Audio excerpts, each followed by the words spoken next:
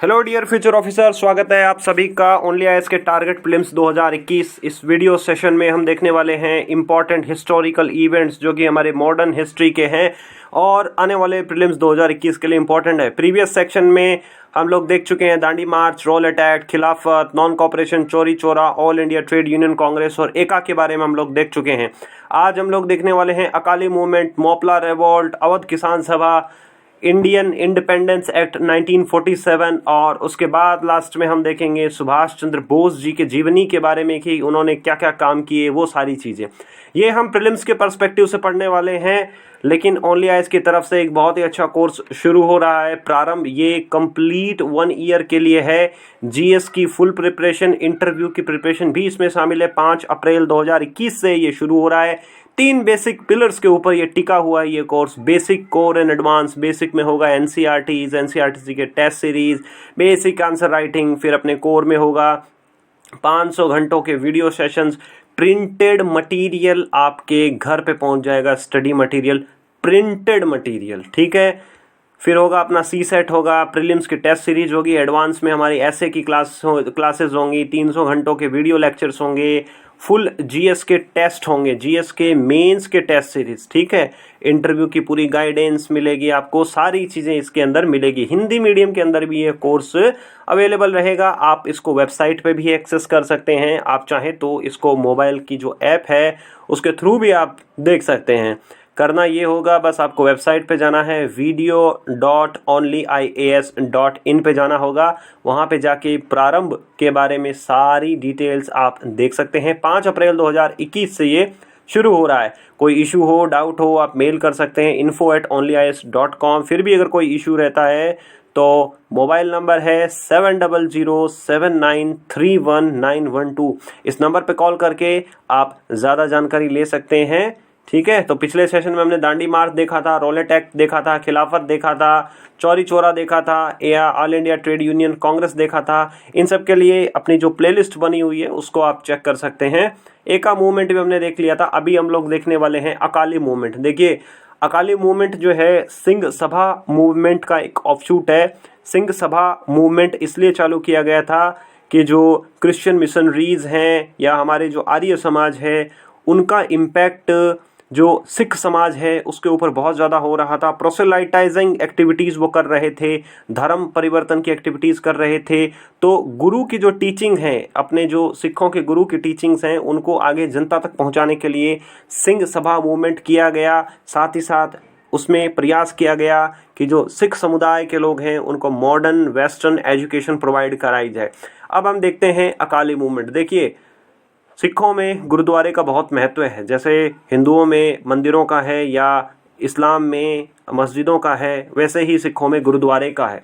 लेकिन होता क्या है, ब्रिटिशों के शासनकाल में जो महंत होते हैं वो जितने भी गुरुद्वारे होते हैं, खासकर जो अमृतसर का जो गोल्डन टेम्पल है, स्वर्ण मंदिर है, वहाँ के अकाल तख्त के ऊपर भी ये जो करप्ट महंत होते हैं इनका बहुत एकदम बोलबाला हो जाता है, ठीक है। अब क्या करते हैं ये करप्ट महंत, जितना भी गुरुद्वारे के अंदर दान आता है, जो भी लोग कुछ देते हैं, जो भी गुरु के लिए देते हैं या कुछ भी अगर वो पैसे भी डोनेट करते हैं, कोई चीज़ें डोनेट करते हैं, तो ये महंत लोग सारा उसको करप्शन में ले लेते हैं और अपने फ़ायदे के लिए, अपने बेनिफिट के लिए वो सारा यूज़ करते हैं। ब्रिटिश सरकार इस करप्शन की ओर कोई ध्यान नहीं देती है। ब्रिटिश सरकार को लगता है कि ये जो महंत हैं, ये जो करप्ट महंत हैं, ये हमारे फ़ायदे के लिए काम कर रहे हैं। फॉर एन एग्जांपल, जब 1919 के अंदर जनरल डायर ने, ब्रिगेडियर जनरल रेनल्ड डायर ने वहाँ गोलियां चलाई थी, सिखों को मारा था, उसके बाद इन करप्ट महंतों ने उस ब्रिगेडियर जनरल डायर को शरोपा पहनाया था और उसे सिख की उपाधि दे दी थी कि भाई चलो आज से तुम भी सिख हो। एक तरफ तो वो सिखों को गोलियों से मार रहा है, दूसरी तरफ ये करप्ट महंत उसी को एक टाइटल दे रहे हैं, उसी जनरल डायर को एक टाइटल दे रहे हैं। तो ब्रिटिश गवर्नमेंट ने हमेशा ही इनको जो है वो किया था, ठीक है। अब देखिए, ये अकाली मूवमेंट एक चालू होता है। बेसिकली एक ये रिलीजियस मूवमेंट हम इसको बोल सकते हैं कि इसमें रिलीजन से रिलेटेड बात की गई थी। एक तरीके से ये गुरुद्वारे का को रिफॉर्मेशन से लेके ये बात थी, ठीक है। अब देखते हैं, देखिए अगली चीज़ क्या है इसके अंदर।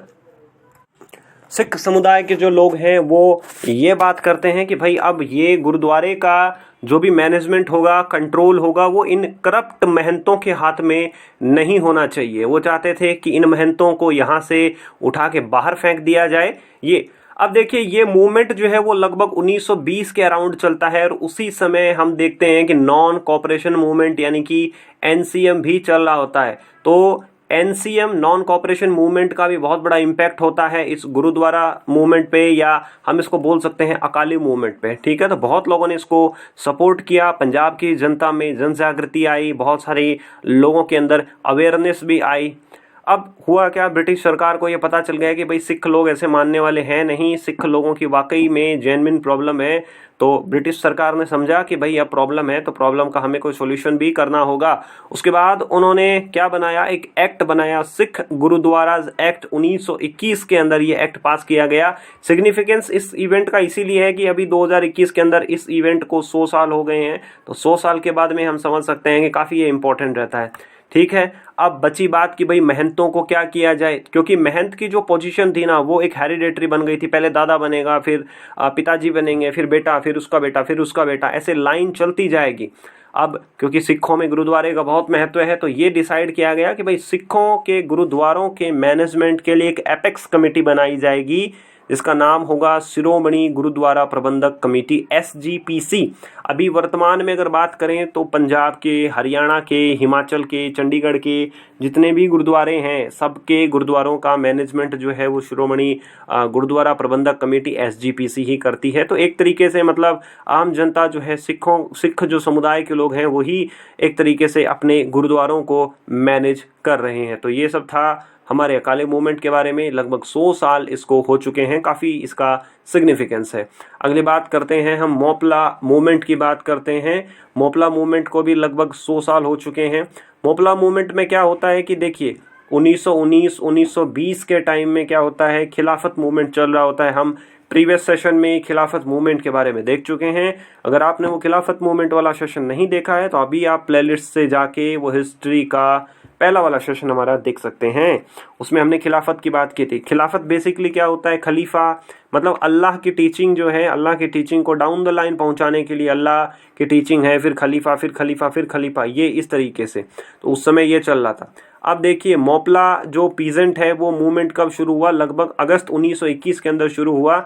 और इससे अफेक्टेड कौन लोग थे, केरला के अंदर जो मालाबार रीजन के जो लोग हैं वो सबसे ज़्यादा परेशान थे। परेशान क्या थे कि वो टेनेंट थे वहाँ पे, और मेनली जो टेनेंट थे वो मुस्लिम थे, मतलब वो दूसरों के खेतों में काम करते थे, रेंट पे काम करते थे, इस तरीके से। ठीक है, अब देखिए हुआ क्या कि वहाँ पे जो ज़मींदार थे, जो मेनली जो ज़मींदार थे मालाबार रीजन के अंदर, वो ज़मींदार थे हिंदू थे, हिंदू हाई कास्ट, अगर हम बोलें नंबूदराइज थे, नायर कास्ट जो है उसके वो ये लोग थे।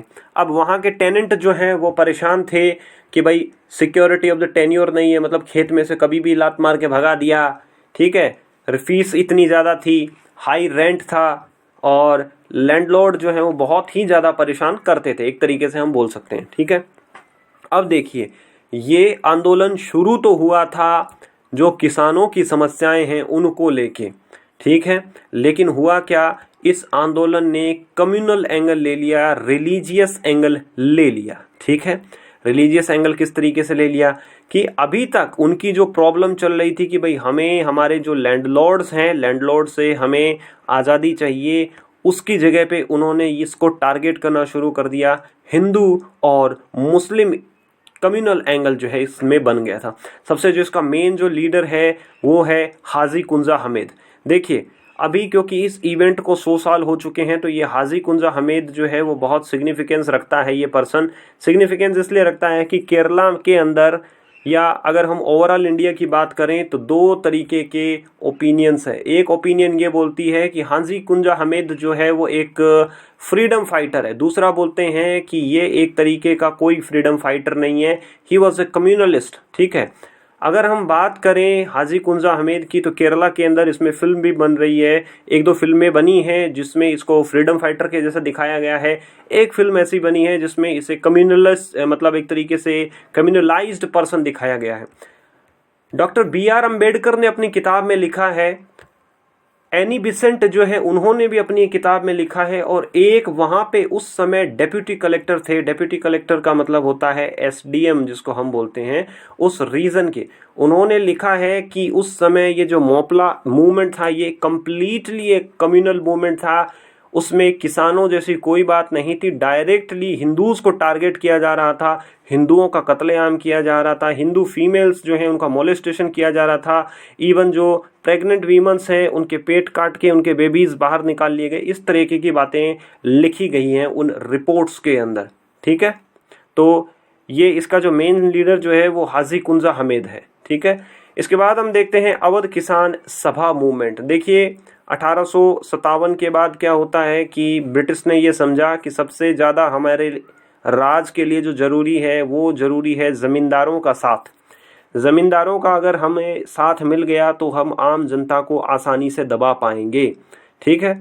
तो अवध किसान सभा, अवध का मतलब क्या है? अवध का रीजन जो है वो वर्तमान में अगर हम लखनऊ की बात करें या आसपास के रीजन की बात करें तो वो अवध के एरिया के अंदर आता है, ठीक है। तो वहाँ पे जो बड़े ज़मींदार थे या ताल्लुकदार थे उनकी बहुत ज़्यादा चलती थी, और वो किसानों को जो है वो ऑपरेस कर रहे थे, किसान उनसे बहुत परेशान थे, बड़े बड़े जो ज़मींदार थे वो किसानों से परेशान थे।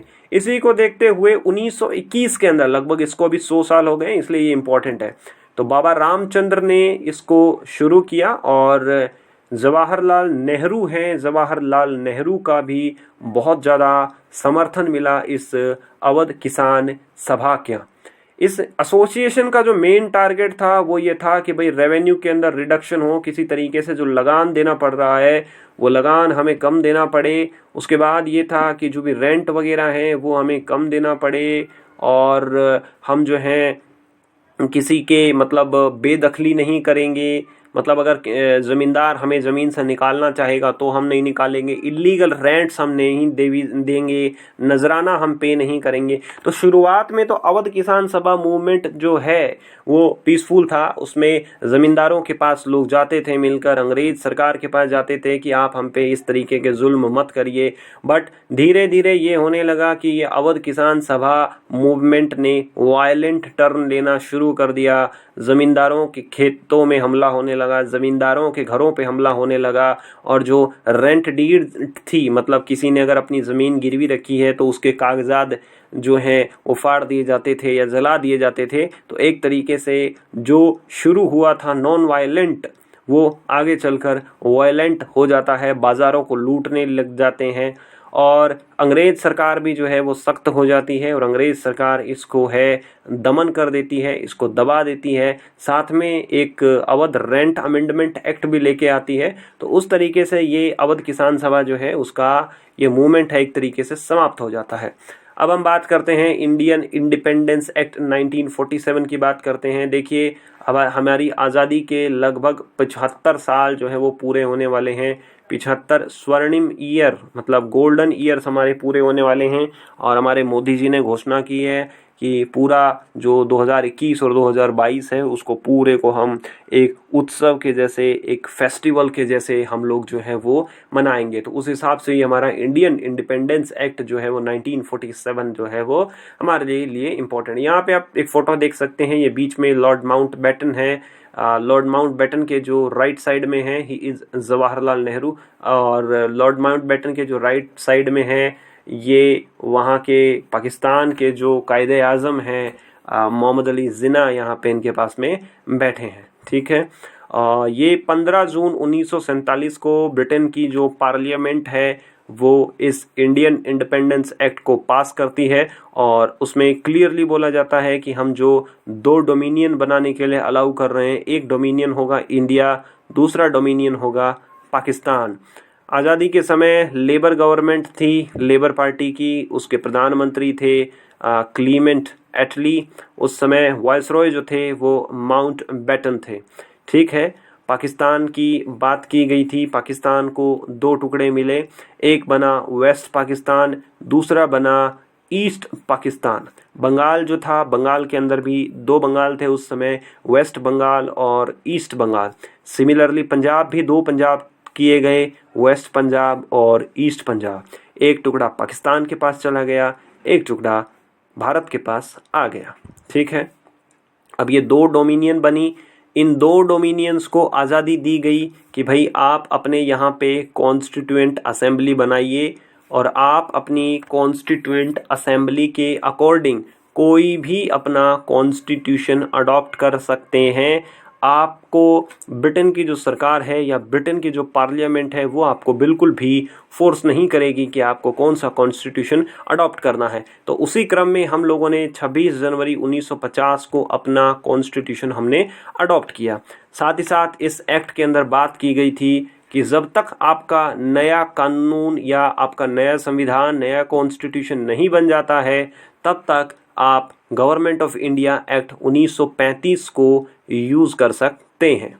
ठीक है, इस एक्ट में बात की गई कि जो ऑफिस था सेक्रेटरी टू द इंडिया, ठीक है, इसको अबोलिश किया जाएगा, इसको ख़त्म किया जाएगा। सेक्रेटरी टू द इंडिया का ऑफिस 1858 के अंदर लागू हुआ था। ठीक है, इसके बाद ये रखा गया इस एक्ट में कि लैप्स ऑफ ब्रिटिश पैरामाउंटसी हो गया था upon the Indian princely state, मतलब जो भारत के जो राजे रजवाड़े थे, जहाँ पे महाराजा थे, राजा थे, नवाब थे, अब वो ब्रिटिश पैरामाउंटसी के अधीन नहीं थे। एक बाउंड्री लाइन रखी गई, रेड क्लिफ बाउंड्री लाइन इसका नाम बोलते हैं हम। तो इसने डिवाइड किया पाकिस्तान को और भारत के बीच में जो बाउंड्री है उसको इसने किया। ठीक है, अब पाकिस्तान बना तो पाकिस्तान के पहले गवर्नर जनरल जो है वो मोहम्मद अली जिन्ना बने। वहाँ पे लियाकत अली खान जो है वो प्राइम मिनिस्टर बने। अब ये जो लियाकत अली खान है, ये जो हमारी कॉन्स्टिट्यूएंट असेंबली थी उसमें इंटरिम कैबिनेट बनी। हमारी इंटरिम कैबिनेट के अंदर ये लियाकत अली खान जो है वो फाइनेंस मिनिस्टर थे। आपने एक लियाकत अली और भूला भाई देसाई, लियाकत अली और देसाई पैक्ट के बारे में भी आपने पढ़ा होगा। अब भारत के पहले प्रधानमंत्री कौन बने? जवाहरलाल नेहरू बने। भारत के पहले गवर्नर जनरल कौन बने? हम भारत के पहले गवर्नर जनरल जो बने वो लॉर्ड माउंटबेटन बने थे। बाद में आगे कुछ साल बाद जाके लॉर्ड माउंटबेटन को जो है वो असैसिनेट कर दिया जाता है, इनकी हत्या कर दी जाती है। ठीक है, तो ये यहाँ पे आप मैप के थ्रू देख सकते हैं। वेस्ट पाकिस्तान हो गया, सॉरी वेस्ट पाकिस्तान, और ये हमारा ईस्ट पाकिस्तान। अभी ईस्ट पाकिस्तान जो है वो अलग होके क्योंकि इसको आज़ादी मिल चुकी है, नाउ इट इज़ बांग्लादेश। 1971 के अंदर ईस्ट पाकिस्तान को आज़ादी मिलती है, उसके भी हमारे 50 साल हो चुके हैं, तो ये भी काफ़ी इम्पॉर्टेंट है। सुभाष चंद्र बोस के बारे में, नेताजी के बारे में जितनी बात की जाए उतनी कम है। He is a supreme leader of the India, मतलब he is the top most leader of the India, मतलब काफ़ी इनका सिग्निफिकेंस है। ठीक है, अब सुभाष चंद्र बोस जी का जन्म जो है वो 1897 में होता है। इम्पॉर्टेंट इसलिए है कि अभी हाल ही में सुभाष चंद्र बोस जी की 125वीं जन्म जयंती जो है वो मनाई गई है, और इनके जन्मदिन को अब आने वाले हर साल में पराक्रम दिवस के नाम से मनाया जाएगा। 1897 में ये कटक के अंदर पैदा होते हैं, इनका जन्म होता है। कटक अभी वर्तमान में उड़ीसा के अंदर है। इनके पॉलिटिकल गुरु जो है वो चित्तरंजन दास जी जो है इनके पॉलिटिकल गुरु है। 1919 के अंदर इनको इंपीरियल सिविल सर्विसेज, जिसे हम वर्तमान में IAS के नाम से जानते हैं, ये उस समय 1919 के अंदर इंग्लैंड जाते हैं, वहाँ पे एग्ज़ाम दे के आते हैं और इनको पूरे ICS के अंदर 4थी रैंक इनको मिलती है। हालांकि इनका मन नहीं लगा ICS में और उन्होंने बाद में रिज़ाइन कर दिया। उसके बाद ये कलकत्ता के मेयर बनते हैं, कांग्रेस से जुड़ते हैं क्योंकि उस समय कांग्रेस सबसे बड़ी पार्टी थी। 1938 के अंदर ये कांग्रेस के जो हरिपुरा का सेशन होता है वहाँ पे इनको निर्विरोध यानी कि यूनैनिमसली इनको चुना जाता है, एक मत से चुना जाता है। इनको प्रेसिडेंट जो है वो बोला जाता है, बनाया जाता है। अब बोस का स्वभाव जो है वो थोड़ा उग्र था। बोस मतलब कुछ ज़्यादा, मतलब गांधी जी की जो बातें थी वो बोस को बहुत ज़्यादा अच्छी नहीं लगती थी, और उस समय जो कांग्रेस थी वो गांधी जी के पीछे थी। तो बोस जो है वो एक तरीके से महसूस कर रहे थे कि मैं कांग्रेस के अंदर थोड़ा अकेला पड़ रहा हूँ। हालांकि 1939 के अंदर जब त्रिपुरी का सेशन होता है तो बोस फिर से कांग्रेस के प्रेसिडेंट जो है वो बन जाते हैं। उस समय गांधी जी बोलते हैं कि भाई बोस तुम जीत तो गए हो, तुम्हें मेरी बधाइयाँ हो, लेकिन बोस के अगेंस्ट में जो खड़े थे वो पट्टाभी सीतारमैया थे। पट्टाभी सीतारमैया हार गए। अब गांधी जी ने बोला कि बोस आप जीत तो गए हो, लेकिन पट्टाभी की जीत जो है वो मेरी हार है, नहीं सॉरी, पट्टाभी सीतारमैया जो हार गए हैं वो मेरी हार है। तो गांधी जी ने एक तरीके से अपनी मॉरल डिफीट वहां पे स्वीकार की थी और उस समय पूरी कांग्रेस जो है वो गांधी जी के पीछे थी। अब क्योंकि बोस जो है वो कांग्रेस के प्रेसिडेंट बन गए तो उन्होंने काफ़ी सारी जो है वो फ्रीडम थी, बोस की कांग्रेस के अंदर नहीं बनती थी। बोस ने रिज़ाइन कर दिया, ठीक है। अब बोस ने रिज़ाइन कर दिया। रेजिग्नेशन के बाद में नए जो प्रेसिडेंट वहाँ पे बने आईएनसी के वो थे हमारे डॉक्टर राजेंद्र प्रसाद जी। 1939 के अंदर बोस ने एक पार्टी का गठन किया जिस पार्टी का नाम था फॉरवर्ड ब्लॉक, ठीक है। और ये फॉरवर्ड ब्लॉक जो है वो इंडियन नेशनल कांग्रेस के अंदर ही काम करती थी। बोस को हालांकि बाद में कुछ दिनों बाद में कांग्रेस पार्टी से 3 साल के लिए बाहर निकाल दिया गया, ठीक है।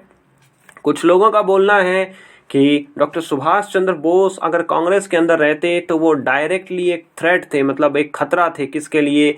जवाहरलाल नेहरू के लिए, पंडित जवाहरलाल नेहरू के लिए और खुद गांधी जी के लिए। तो बोस को 3 साल के लिए निकाल दिया जाता है।